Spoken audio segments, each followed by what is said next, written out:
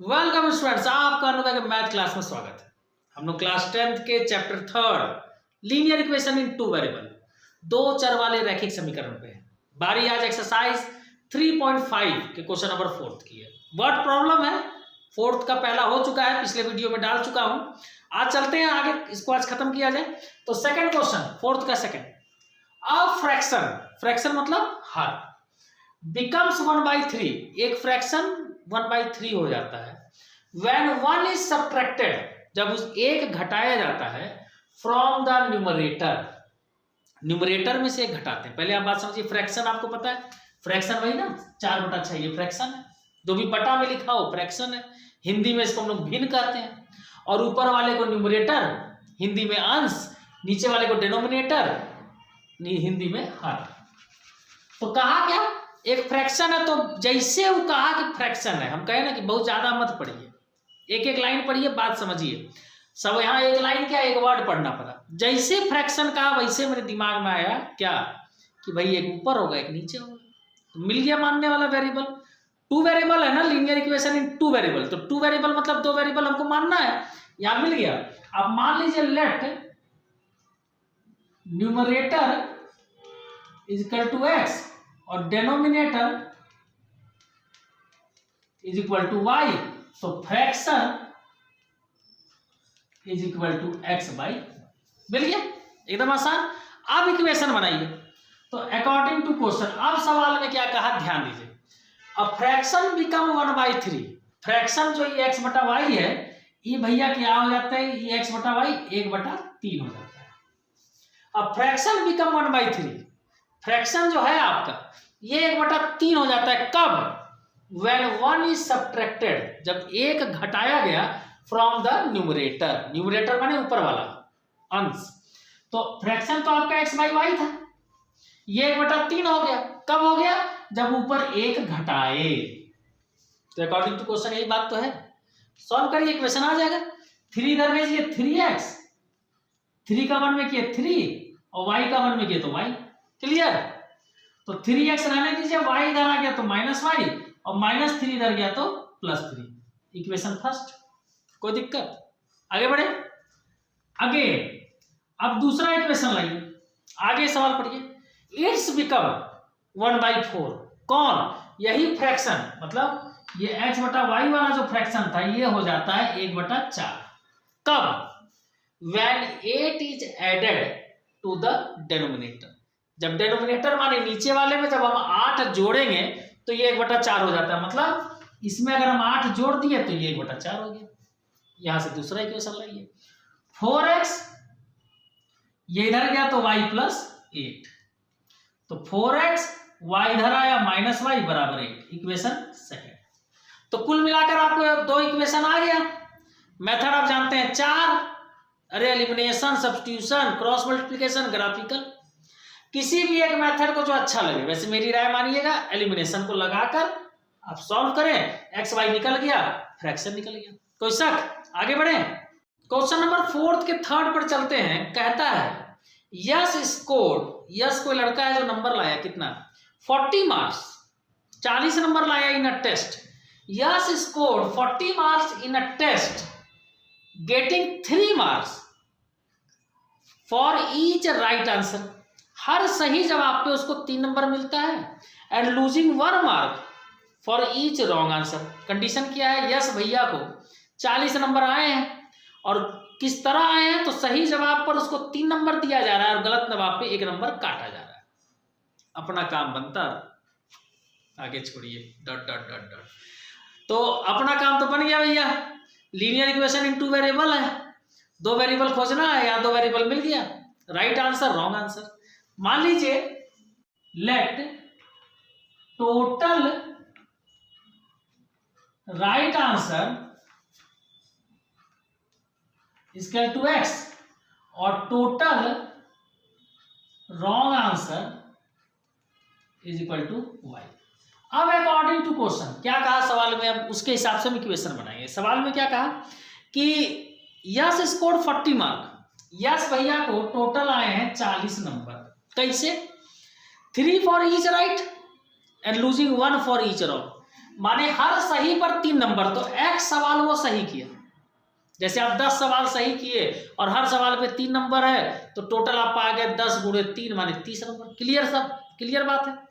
तो ये x सवाल सही किए, हर सवाल पे 3 नंबर है, तो x गुणे 3 माने ये टोटल सही पे इनको मिल गया 3x।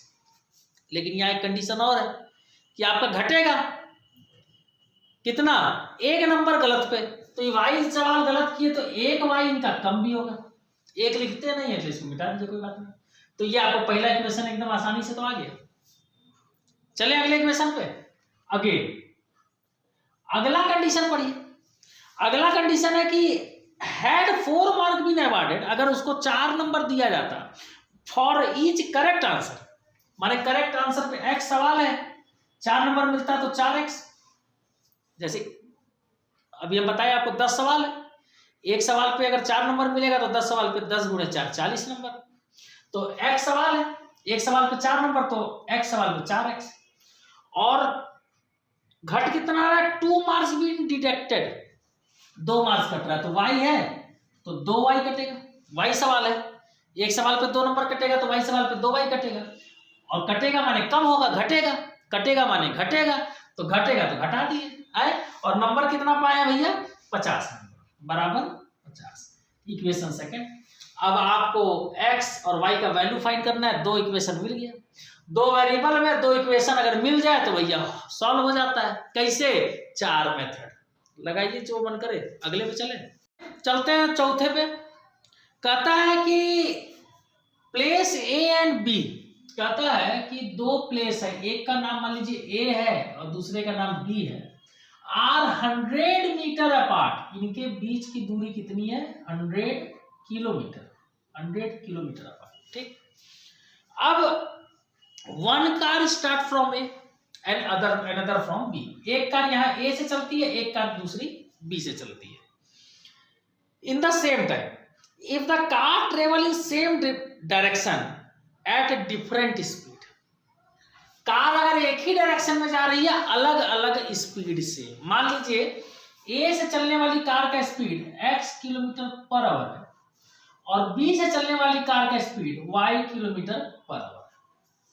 ठीक, आपको वेरिएबल मिल गया, आप यहां लिख सकते हैं let speed of first car equal to x kilometre per hour और speed of second car is equal to y kilometre per hour. ठीक, कंडीशन मिल गया आपको, मतलब वेरिएबल मिल गया।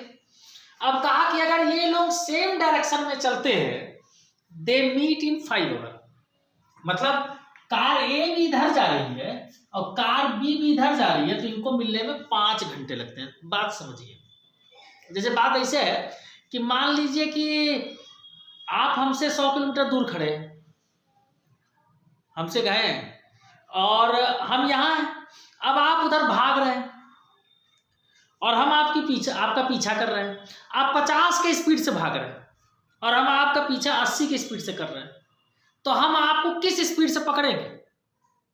नहीं समझे? ऐसे समझिए जैसे चोर, कोई चोर भाग रहा है, पुलिस उसका पीछा कर रही है। पुराने फिल्म देखते थे ना, स्मगलर भाग रहा है और पुलिस पीछा करती है, वही। तो पुलिस पीछा कर रही है, चोर भाग रहा है। चोर की गाड़ी मान लीजिए 50 पे चल रही है, अब इंस्पेक्टर की गाड़ी, पुलिस की गाड़ी 80 पे चल रही है। तो 50 की स्पीड से चोर जा रहा है, तो इनका 50 उनका 50 तो बैलेंस हो रहा है ना। यही बात समझिए। जैसे 50 अगर वो भी 50 पे चलेगा, ये भी 50 पे चलेगा, तो इनके बीच की दूरी कभी घटेगी नहीं ना, क्योंकि 50-50 बैलेंस हो जाएगा। तो उनका 50 इनका 50 बैलेंस हो गया।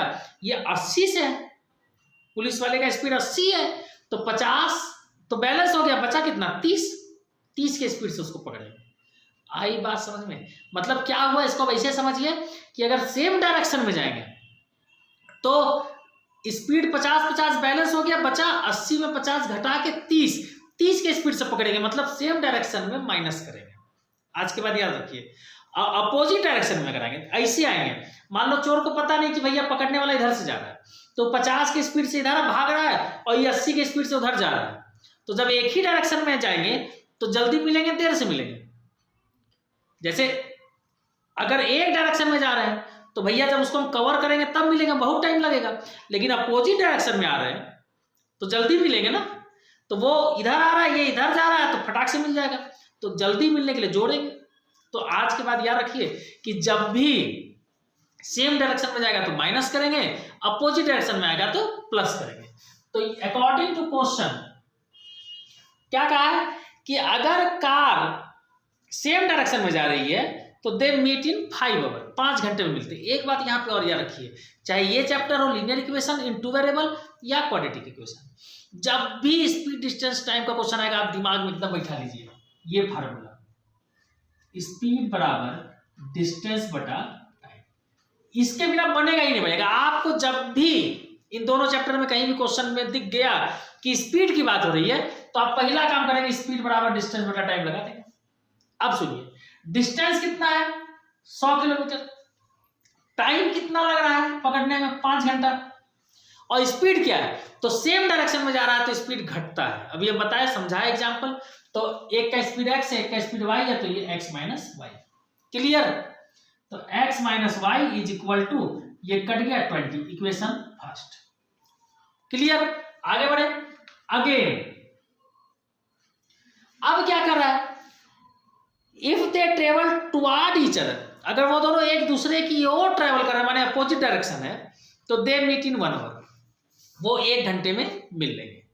तो फिर वही सेम तो फार्मूले से, डिस्टेंस तो भैया आपका अभी भी 100 है, टाइम अब आपको 1 घंटा लग रहा है, और स्पीड अब क्या है x प्लस वाई। क्लियर? तो x plus y is equal to 100, equation second. मतलब हम, मेरी बात समझिए, जब ये सेम डायरेक्शन में गया, यहां पे लिख सकते हैं आप in case of same direction, speed घटेगा तो x माइनस वाई की है, डिस्टेंस 100 दिया था, टाइम 5 दिया था, इक्वेशन आ गया। और in case of opposite direction मतलब टुवर्ड ईच अदर, जब एक दूसरे की ओर गए तो जुड़ेगा। तो यहाँ पे x प्लस वाई, एक का स्पीड x था एक का y था, दोनों का speed x plus y, distance तो 100 है ही है, टाइम 1 आ गया। इन दोनों इक्वेशन को आप आसानी से सॉल्व कर ले, बहुत आसान इक्वेशन आया है, सॉल्व कर लीजिए किसी भी मेथड से, आपका आंसर आ जाएगा। चलिए आज के आखिरी सवाल पे, आज का आखिरी सवाल 3.5 का 5वां नंबर।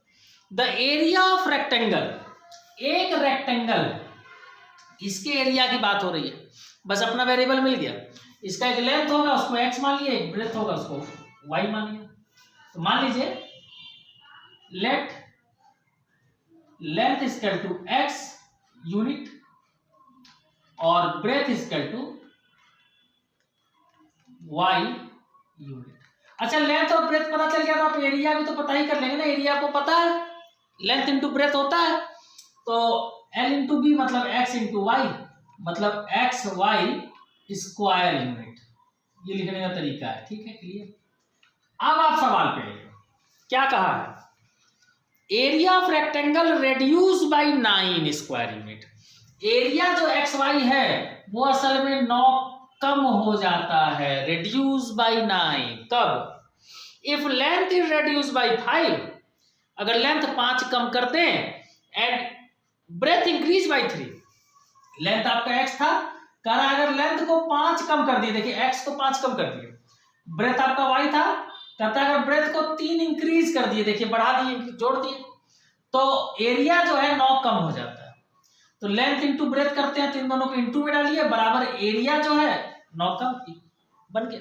अब इसको सॉल्व करिए, सॉल्व कैसे होगा, इस x का मल्टीप्लाई दोनों में, फिर 5 का मल्टीप्लाई दोनों में करिए, x का y में किए एक्स वाई, x का 3 में किए तो 3x, माइनस 5 का y में किए तो माइनस 5y, माइनस 5 का 3 में किए तो माइनस 15, माइनस प्लस माइनस, ठीक ना, बराबर एक्स वाई माइनस 9।